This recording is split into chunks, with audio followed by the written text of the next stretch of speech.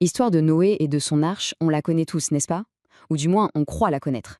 Mais ce récit si familier cache en réalité une dimension bien plus profonde, un véritable conflit entre deux systèmes de pensée. Et si la clé de tout ce mystère se trouvait dans un seul petit mot? Aujourd'hui, on plonge dans le texte pour y découvrir une signification cachée et assez surprenante. Alors, allons droit au but, au cœur du puzzle. La question, elle a l'air simple, mais sa réponse est loin de l'être. Comment est-il possible qu'un fils soit déclaré étranger à sa propre famille?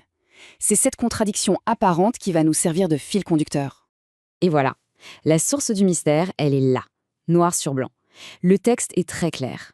Après que Noé a supplié pour son fils, la réponse divine n'est pas de nier le lien du sang, non. C'est quelque chose de bien plus subtil, de bien plus profond. Ce verset nous force en fait à repenser complètement ce que veut dire le mot famille dans ce contexte. Et pour résoudre cette énigme, eh bien, tout repose sur un seul et unique mot, un terme clé qui contient littéralement la réponse « Masil ». C'est lui qui va nous permettre de déverrouiller toute la signification de cette histoire. Alors, traditionnellement, quand on lit Masil, on pense à quelque chose de très littéral. Un lieu physique, un endroit où l'on se met à l'écart, un refuge. On imagine tout de suite le fils, seul, séparé physiquement de l'arche. Mais, et si ce mot signifiait bien plus qu'une simple distance géographique?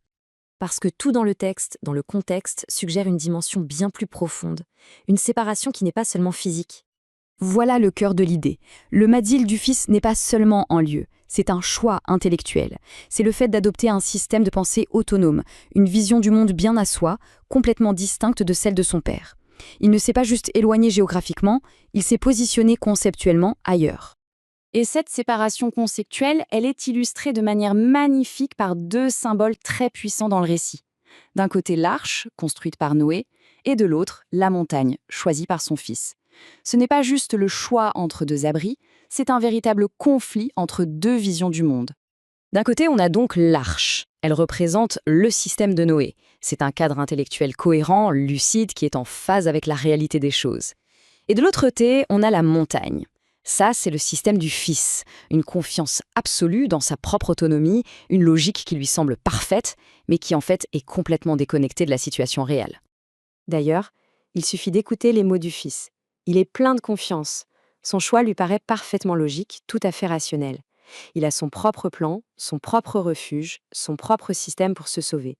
Il est persuadé que son Masil, sa montagne, est une bien meilleure alternative, plus sûre, plus intelligente que cette arche bizarre de son père.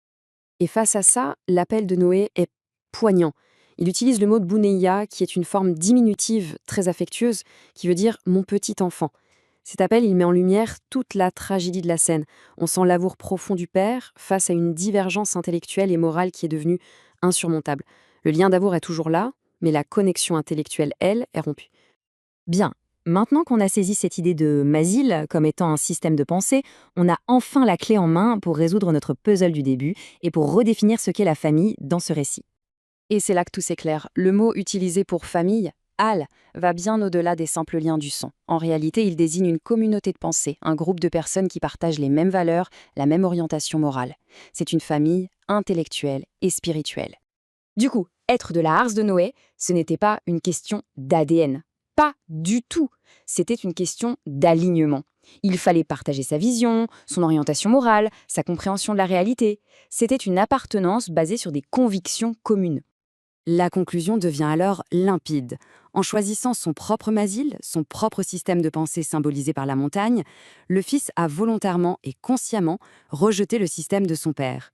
Et par cet acte, il s'est lui-même exclu de la Ahel, de la communauté de pensée de Noé.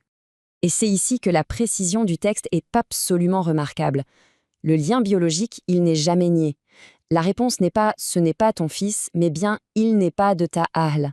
La distinction est fondamentale. La filiation est un fait biologique, mais l'appartenance à la communauté morale et intellectuelle, ça c'est un choix. Alors, qu'est-ce que cette histoire peut bien nous apprendre à nous, aujourd'hui? Eh bien, cette relecture montre que la pertinence de ce récit dépasse, et de loin, son simple contexte historique. Le déluge, si on le regarde sous cet angle, ce n'est plus juste une catastrophe naturelle. C'est l'image même de l'effondrement inévitable du système de pensée erroné, celui qui est incarné par la montagne. C'est la démonstration que toute vision du monde qui est déconnectée du réel est au final vouée à sa propre disparition.